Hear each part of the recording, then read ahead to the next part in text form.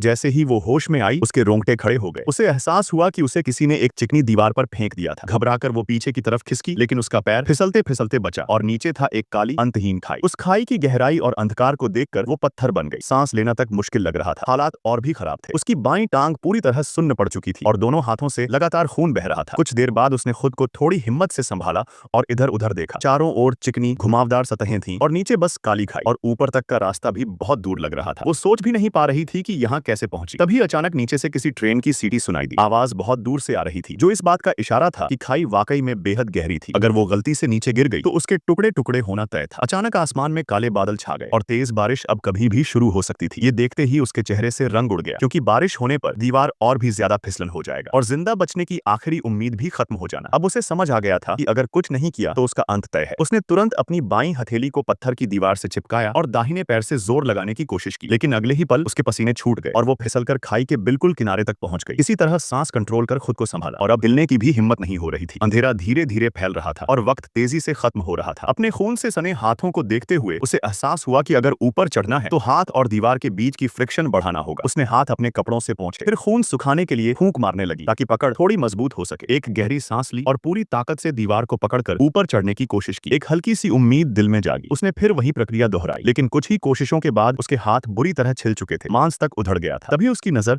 सामने की दीवार पर पड़ी। वहां खून से सना एक हाथ का निशान उभर आया। पहले तो उसे लगा कि ये उसका भ्रम है, लेकिन जब उसने आंखें बंद करके दोबारा देखा तो निशान वहीं था। लेकिन अब रुकना मुमकिन नहीं था। उसने फिर से खून सुखाया और कोशिश जारी रखी, लेकिन अब दीवार का ढलान और भी बढ़ चुका था। एक एक इंच ऊपर जाना नामुमकिन सा लग रहा था, जिससे चढ़ना और भी मुश्किल हो रहा था। तभी उसने देखा कि सामने की दीवार उसके हर मूवमेंट को हूबहू दोहरा रही है, जैसे कोई आईना हो। उसके हाथों के निशान, फिसलने की लकीरें, सब कुछ वैसा ही। वो विश्वास नहीं कर पा रही थी। टेस्ट के लिए उसने फिर दीवार पर हाथ रखा और अगले ही पल सामने उसी जगह वही निशान उभर आया। दिल में एक अजीब डर समा गया। ये जगह क्या है, सपना या हकीकत? लेकिन अब कोई और रास्ता नहीं था, इसलिए कोशिश जारी रखनी पड़ी। लेकिन ढलान इतनी बढ़ गई थी कि हर कोशिश बेकार हो रही थी। फिर अचानक आसमान में एक जोरदार गड़गड़ाहट की आवाज सुनाई दी। वो कांपते हुए अपनी हथेली आगे बढ़ाती और अगले ही पल बारिश की बूंदें उसके हाथ पर टपकने लगी। जिस बारिश को लेकर वो सबसे बढ़ाती चिंतित थी, वो बारिश शुरू हो गई थी। जल्द ही आसमान से भारी बारिश होने लगी। मूसलधार बारिश ने दीवार को पूरी तरह से गीला और फिसलन भरा बना दिया था। वो पूरी ताकत से दीवार पर चिपकी रही, लेकिन उसका शरीर खुद ब खुद नीचे की तरफ खिसकता जा रहा था। अब वो पूरी तरह से टूट चुकी थी और भागने का कोई रास्ता नहीं सोच पा रही थी। फिर उसे अपनी गर्दन में पहना हुआ चेन याद आया। उसने उसे उतारा और हाथों में लपेटकर